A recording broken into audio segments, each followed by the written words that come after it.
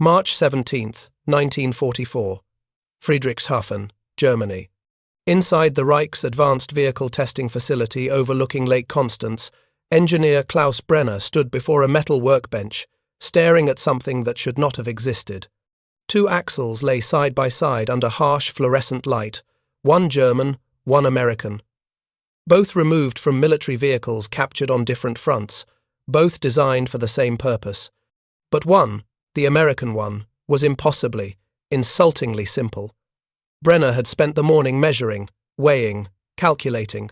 The numbers refused to make sense. The captured Willis Jeep axle, crude in appearance with its stamped steel housing and elementary leaf spring attachment points, had a documented load capacity of 800 pounds more than Germany's Kubelwagen. 800 pounds, more than 3 trained soldiers, more ammunition than a squad could fire in a week, more supplies than could keep a forward position operational for days. He placed his hand on the American axle, feeling the rough machining marks, the utilitarian welds. Then he touched the German component, precision ground, beautifully finished, engineered to perfection. His stomach tightened. The crude one was stronger, the simple one could carry more. The cheap one would win the war. For the first time in 15 years as a mechanical engineer, Brenner felt something close to terror. If you're enjoying this deep dive into the story, hit the subscribe button and let us know in the comments from where in the world you are watching from today. To understand what Brenner had discovered that morning, you must first understand what Germany had built, and more importantly, what Germany believed it had built. The Kubelwagen was not merely a vehicle. It was a statement of engineering philosophy. Type 82, designed by Ferdinand Porsche himself, constructed by Volkswagen under direct guidance of the Reich's finest automotive minds.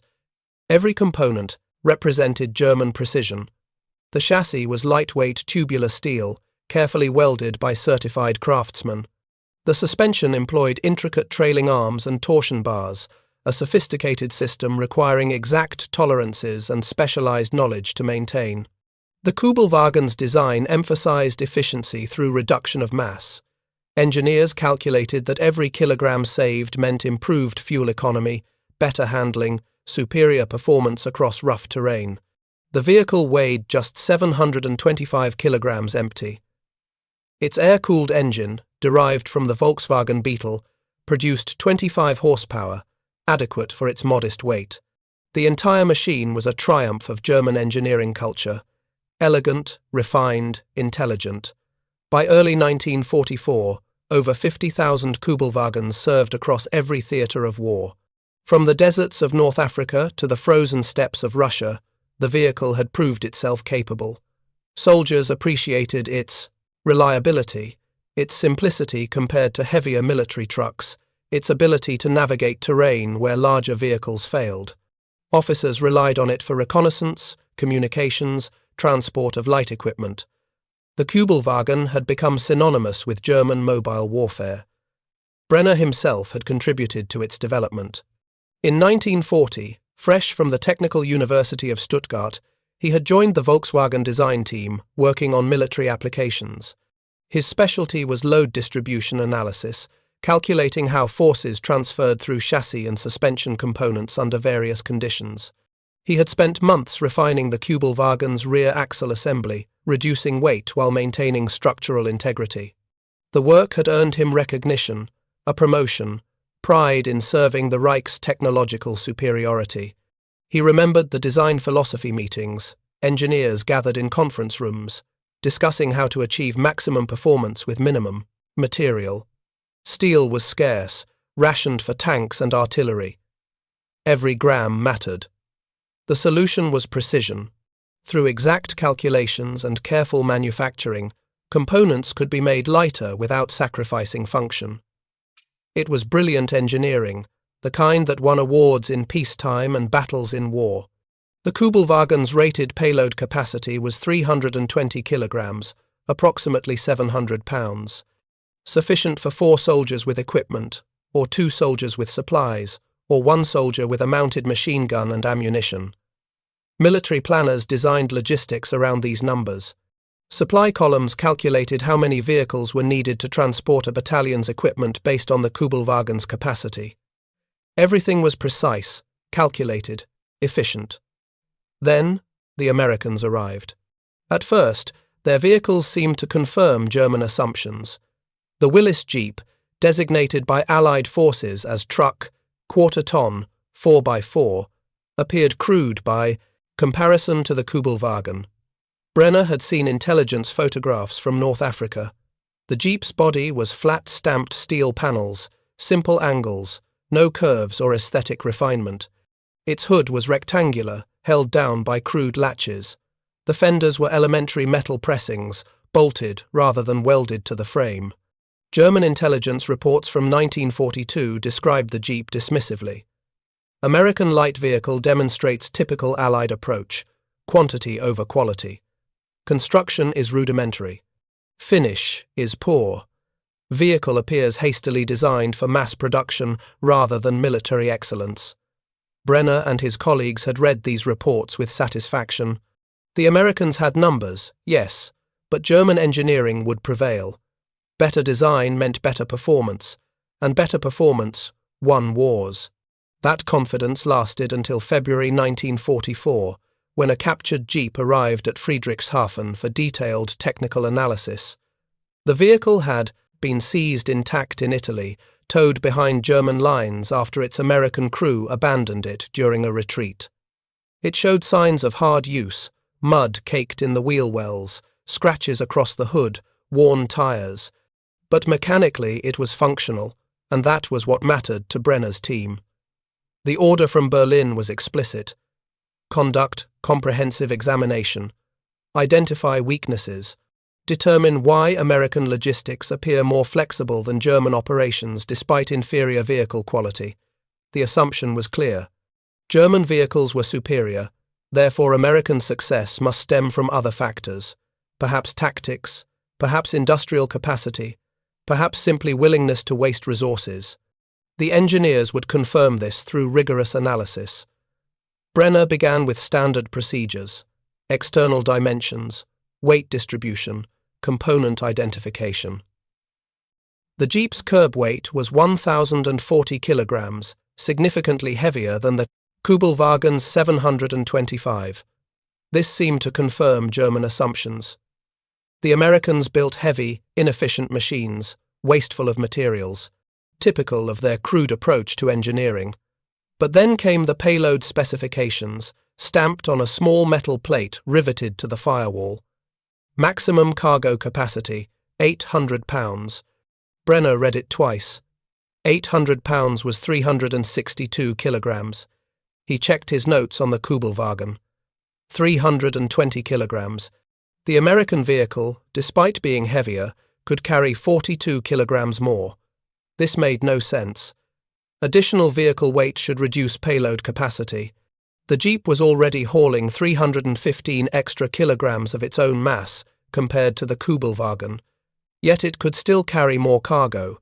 The mathematics were wrong, or rather, German assumptions about the mathematics were wrong. Brenner ordered the vehicle disassembled. His team began systematically removing body panels, disconnecting electrical systems, draining fluids. The work proceeded methodically over 3 days. Each component was weighed, measured, documented. The data accumulated in neat columns in Brenner's notebooks. The chassis revealed itself first. Instead of the Kubelwagen's elegant tubular frame, the Jeep employed a ladder frame, 2 long steel rails connected by perpendicular crossmembers. Crude, heavy, but incredibly strong. The metal was thicker than necessary by German standards, over-engineered if judged by efficiency calculations. But the resulting structure could absorb tremendous stress without deformation. The suspension was similarly primitive. No torsion bars, no trailing arms, no sophisticated linkages. Just simple leaf springs front and rear, multiple layers of flat spring steel stacked and bound together. Each spring assembly weighed more than the Kubelwagen's entire front suspension. Yet, they worked. Under load testing, the Jeep's springs, compressed smoothly, absorbed shocks from rough terrain, and returned to position without fatigue. Simple, but effective. Then Brenner reached the axles, and everything changed. He had saved the axles for last, expecting them to reveal the same pattern: American over-engineering, excessive weight, brute force, rather than intelligent design. He removed the rear axle first, disconnecting the drive shaft, unbolting the mounting points, sliding the entire assembly out from beneath the vehicle. It took 3 men to carry it to the test bench, heavy, solid, substantial. Next came the Kubelwagen's rear axle, removed from a damaged vehicle in the facility's storage yard. 2 men carried it easily. Brenner placed both axles side by side on the bench under bright lighting. The contrast was stark. The German axle was a work of art. The housing was cast aluminum alloy, carefully designed to minimize weight while maintaining strength. The internal gears were precision-cut, hardened steel, manufactured to tolerances measured in hundredths of a millimeter. Every component had been optimized, refined, perfected. The American axle looked like something a blacksmith might forge. The housing was plain steel, stamped and welded rather than cast. The welds were functional but not beautiful, rough beads of metal joining simple plates. The differential cover was held on with large hex bolts, no finesse, just strength. Everything about it suggested crude manufacture, speed over sophistication. Brenner began measuring. The German axle weighed 28 kilograms. The American axle weighed 43 kilograms, 53% heavier. He noted this with satisfaction. More proof of American wastefulness. Then he examined the specifications plate attached to the Jeep's axle housing.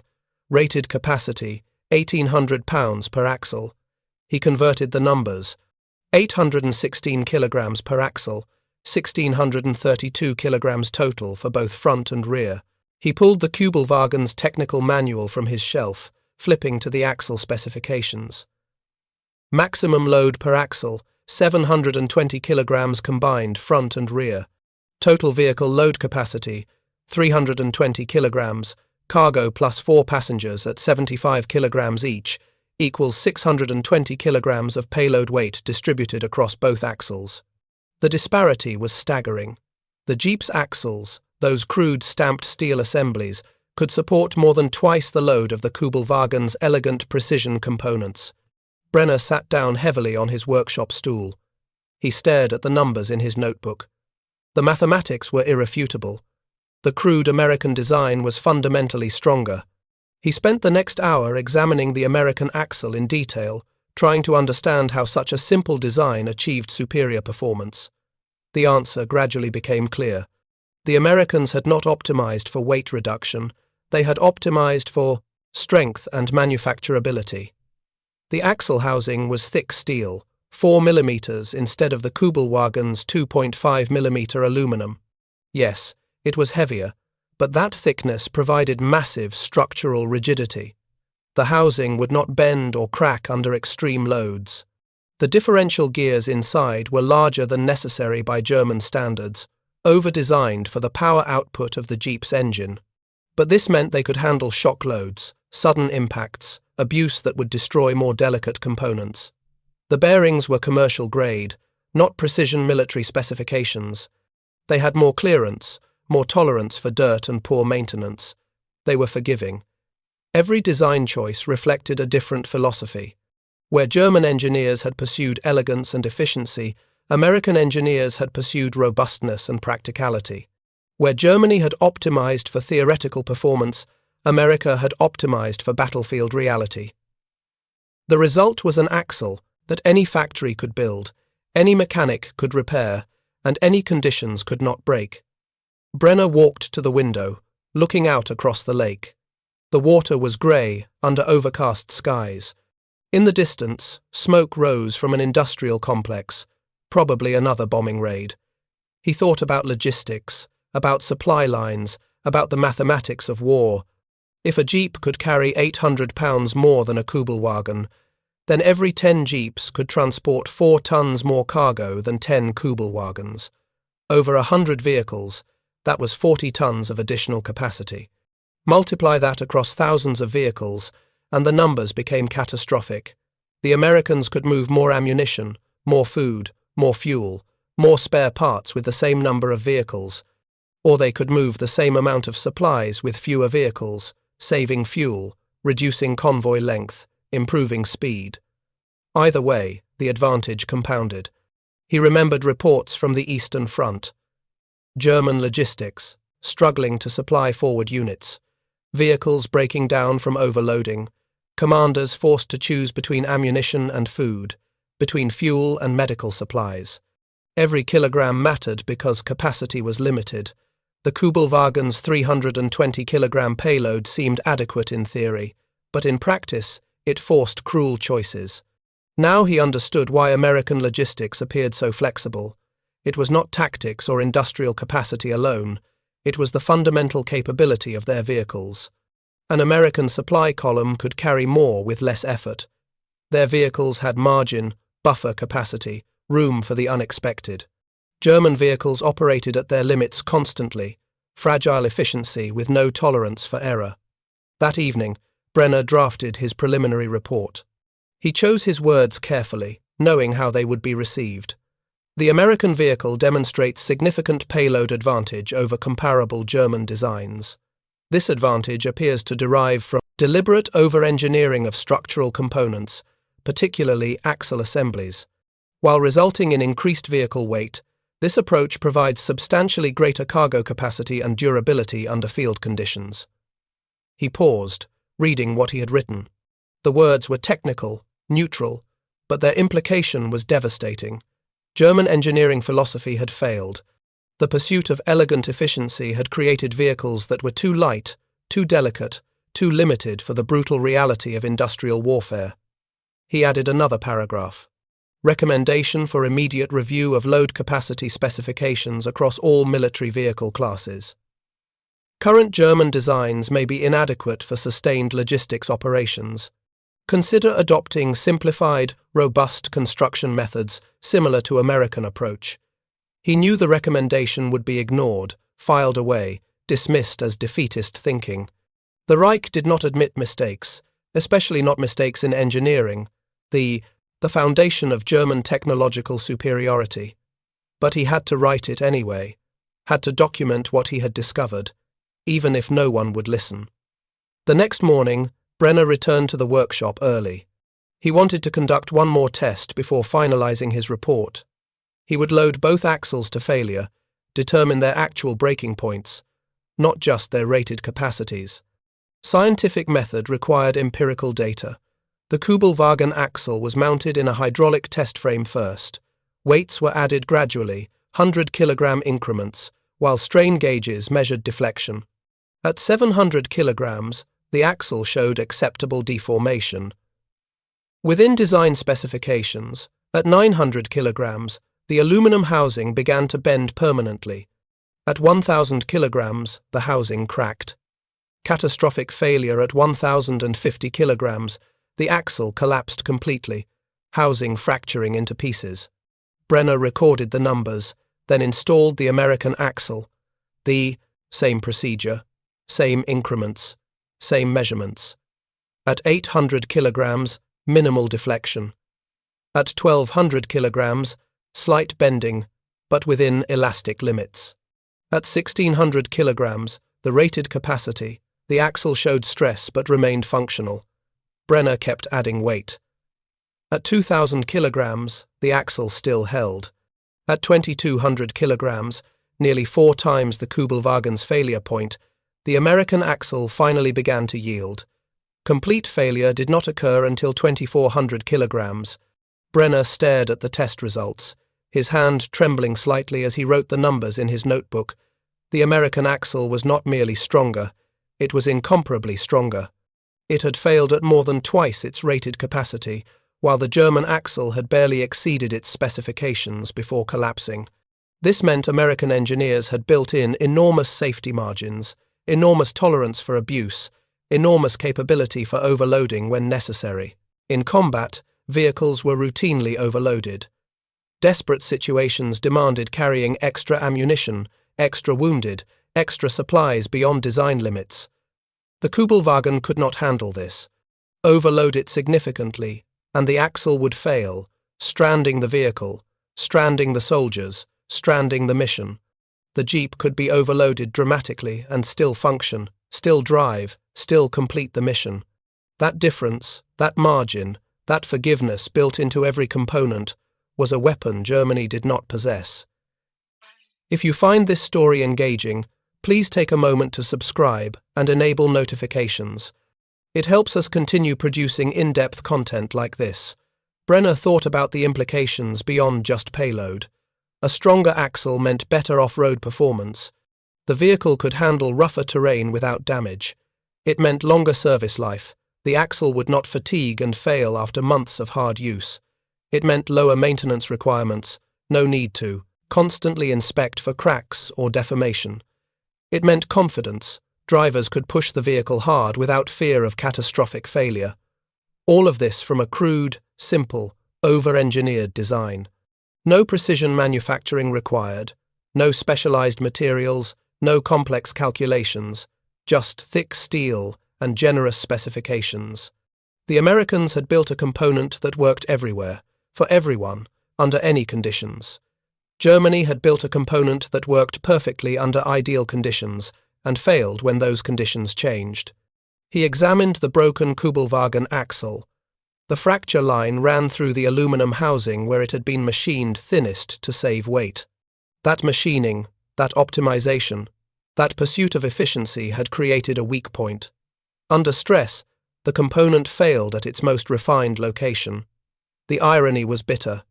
German engineering excellence had engineered in failure.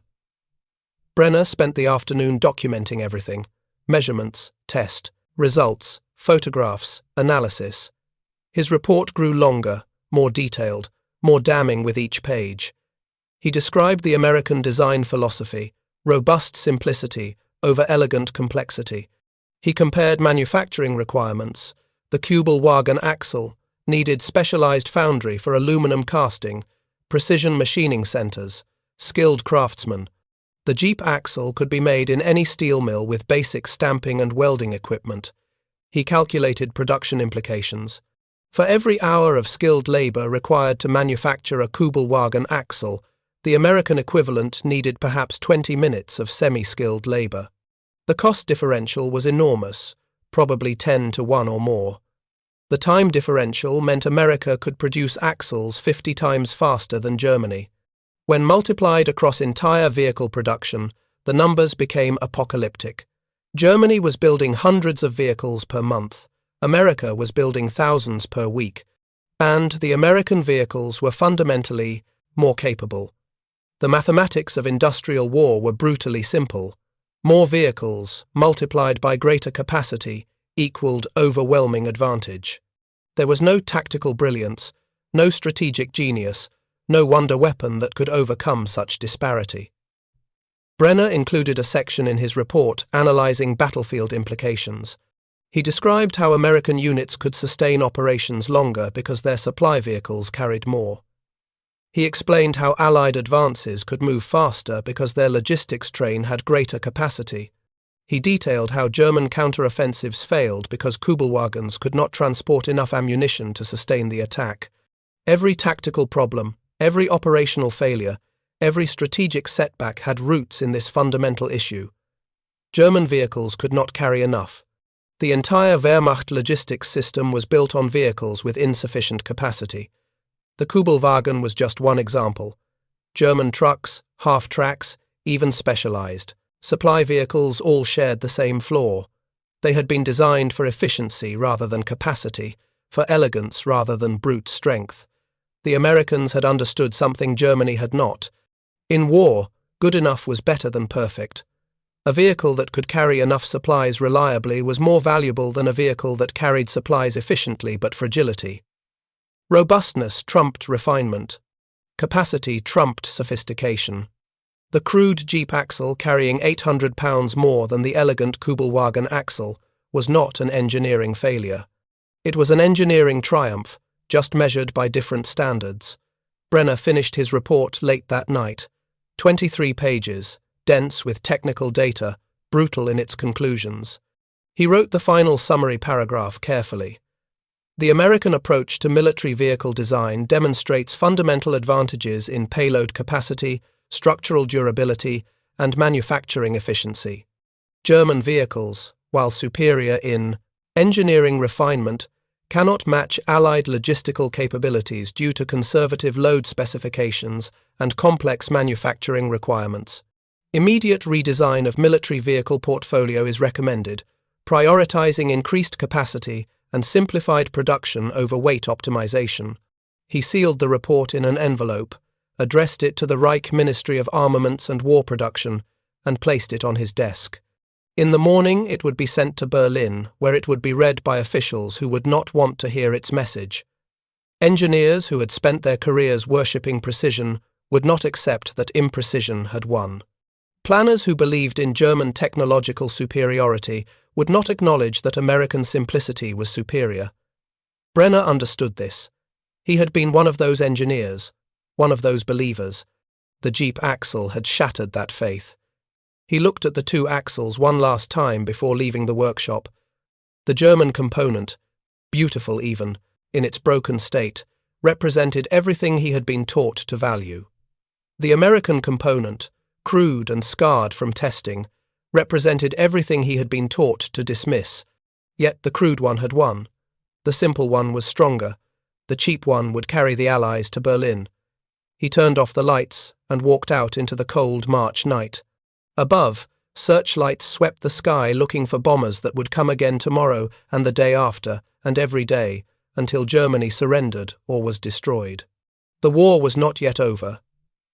But standing in that workshop, measuring those axles, Brenner had seen its end.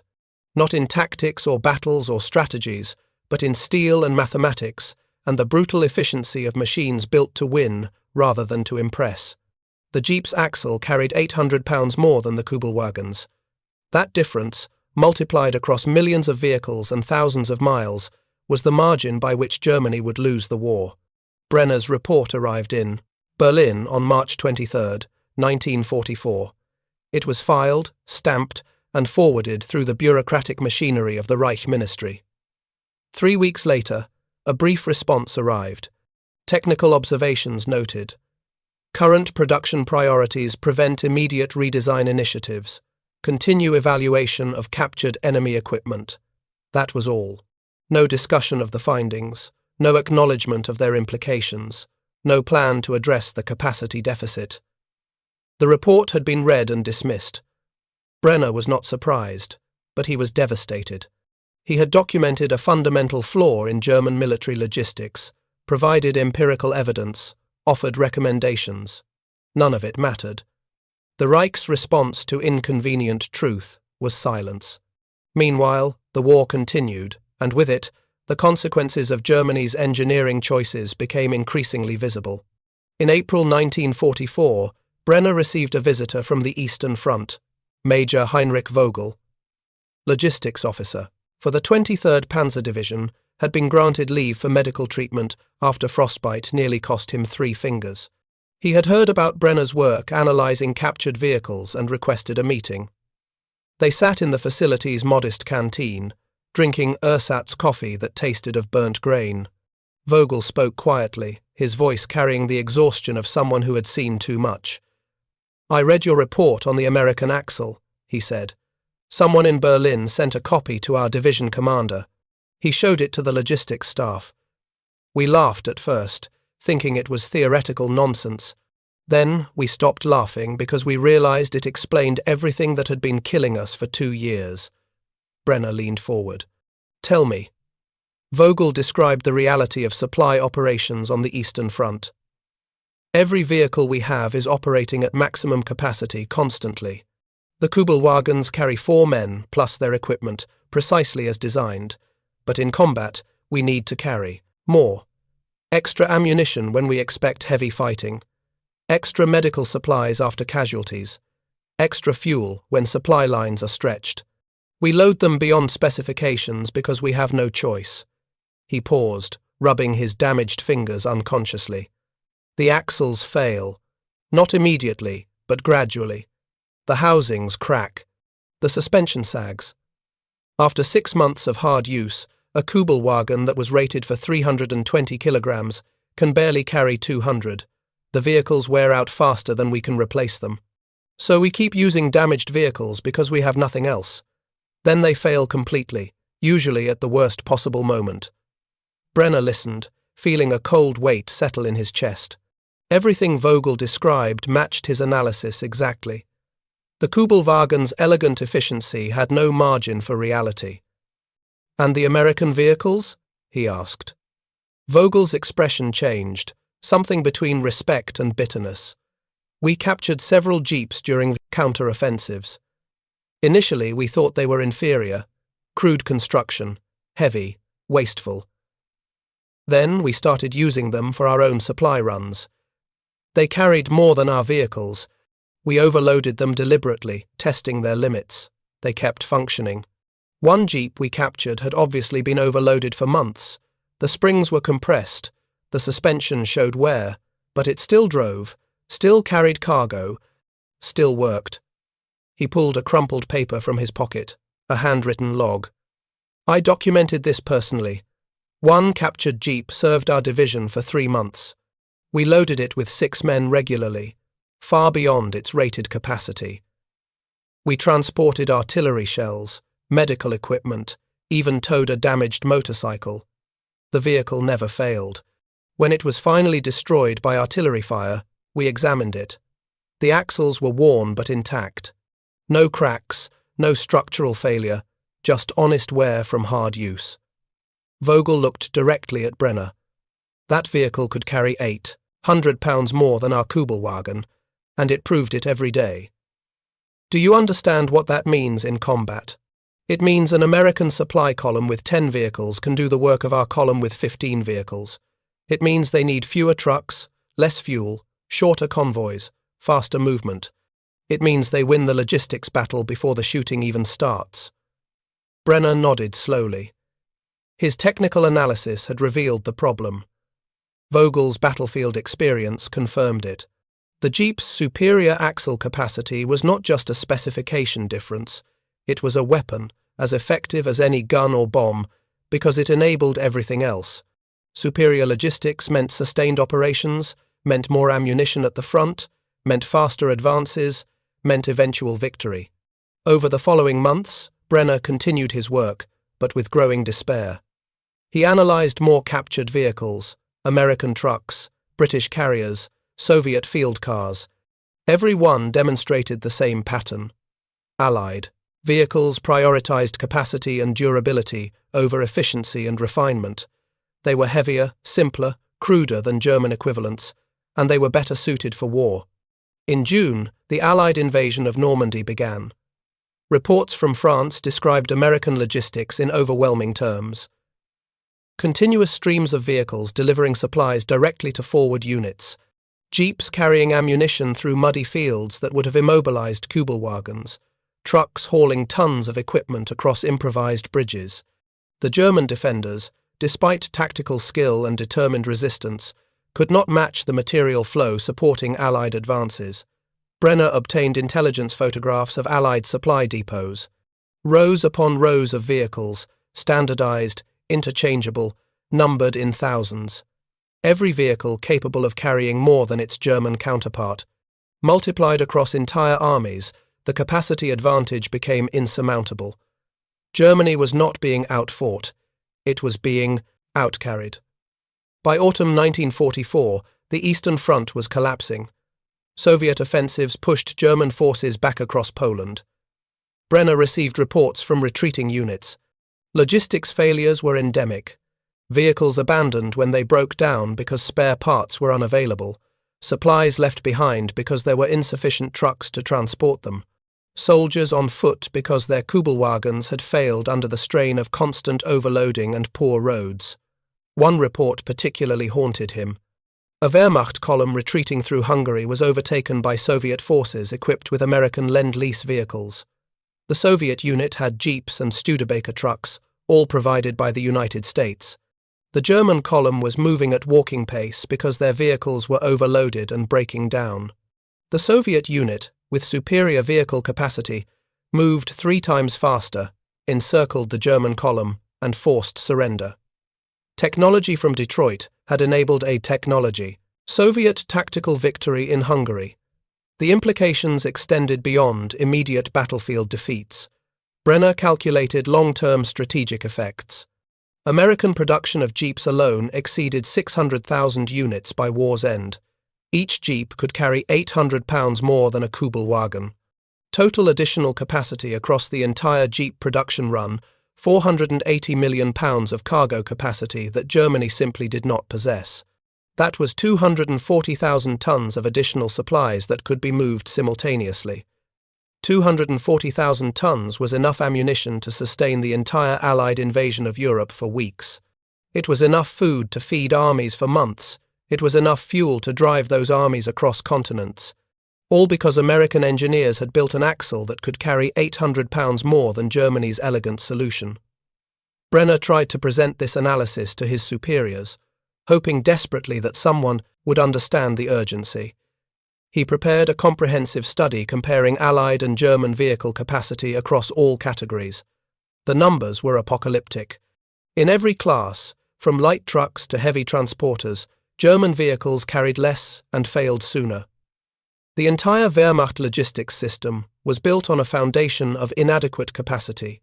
His study was acknowledged with a brief meeting. A ministry official, exhausted and overwhelmed, listened politely to Brenner's presentation.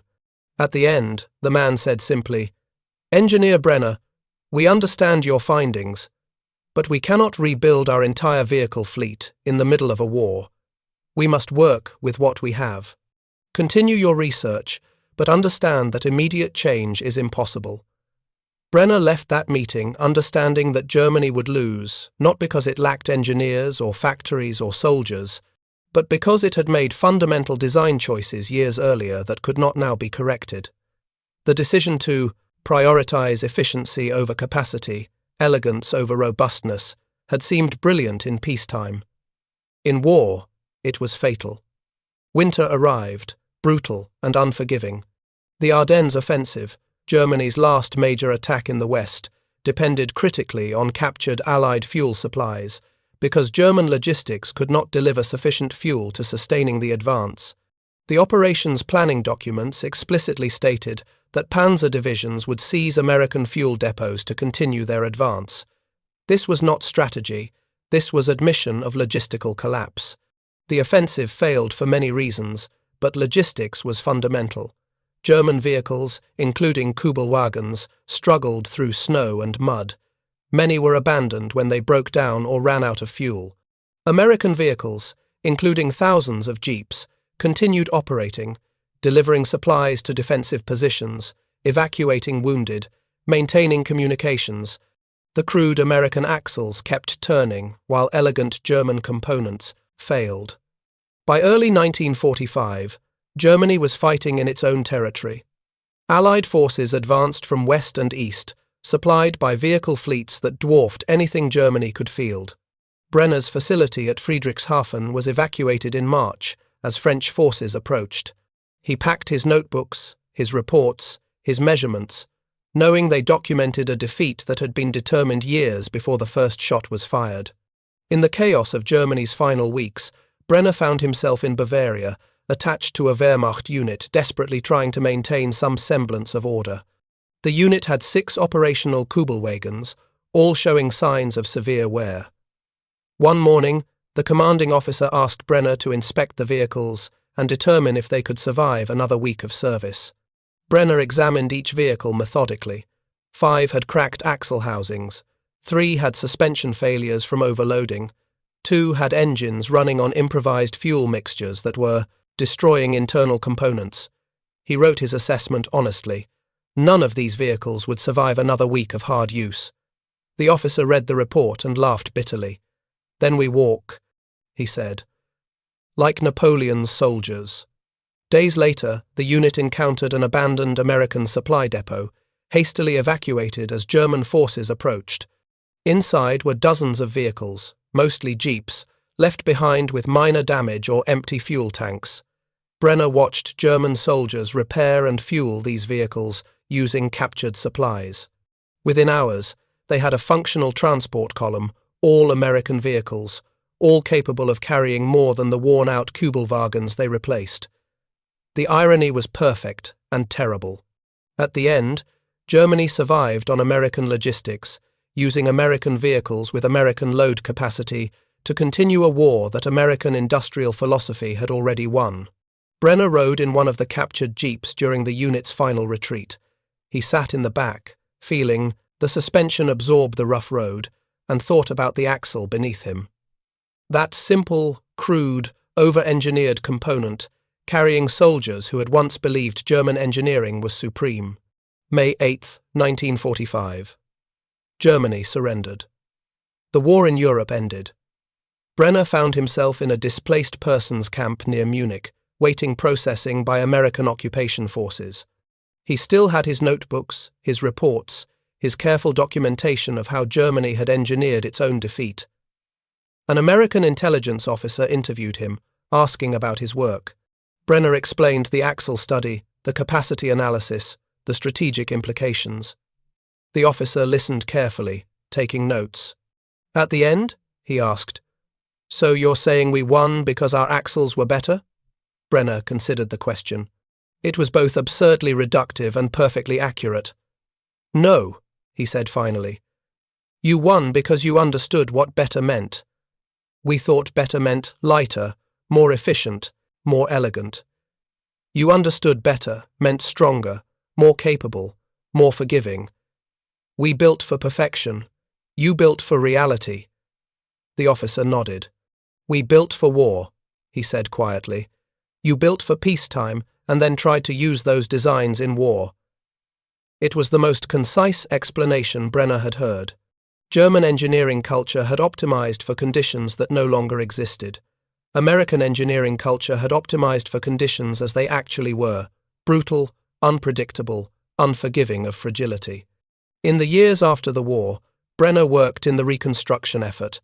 He helped design vehicles for the new German automotive industry, applying lessons learned from that axle comparison in March 1944. The new designs prioritized robustness over refinement, capacity over efficiency, forgiveness over precision. They were less beautiful than pre-war German vehicles, but they were more useful.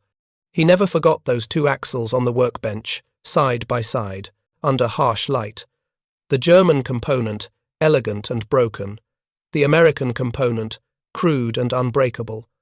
That image defined his understanding of why Germany lost. Not because German engineers lacked skill, but because they had optimized for the wrong criteria. They had built machines for a world that no longer existed, while America had built machines for the world as it was. In 1953, Brenner attended an automotive engineering conference in Stuttgart. An American engineer presented a paper on military vehicle design philosophy. He described the Jeep's development, how specifications had been deliberately kept simple, how components had been over-engineered for durability, how the entire design prioritized field maintainability and load capacity over performance optimization. During the question period, Brenner raised his hand. "I examined a captured Jeep during the war," he said. "The axle could carry 800 pounds more than our equivalent vehicle. At the time, I thought this was wasteful over-engineering. Now I understand it was strategic brilliance. How did American designers know to prioritize capacity over efficiency?" The American engineer smiled. "We didn't start with theory," he said. "We started with questions. How much does a soldier need to carry? How rough is the terrain? How bad is the maintenance situation? Then we designed components that could handle worst-case scenarios. If the calculations said we needed an axle rated for 1,000 pounds, we built one rated for 2,000 pounds. Not because we were wasteful, but because we knew reality would exceed our calculations." Brenner nodded. That was the difference. German engineers had asked, "How light can we make this?" American engineers had asked, "How much abuse can this survive?" The questions defined the answers, and the answers determined victory. In his later years, Brenner taught mechanical engineering at the Technical University of Munich. He always devoted one lecture to the Jeep axle, using it as an example of how design philosophy shapes outcomes. He would show students the specifications, ask them to calculate which design was superior, watch them initially choose the lighter German component. Then he would reveal the battlefield results, the logistics implications, the strategic consequences. Engineering, he would tell his students, is not about making perfect machines. It is about making machines perfect for their purpose. The Jeep's axle was crude, heavy, expensive in materials. It was also exactly what was needed. The Kubelwagen's axle was elegant, efficient, optimized. It was also inadequate. Remember this: the best design is not the cleverest design. The best design is the one that works when everything else has failed. Thank you for watching. For more detailed historical breakdowns, check out the other videos on your screen now, and don't forget to subscribe.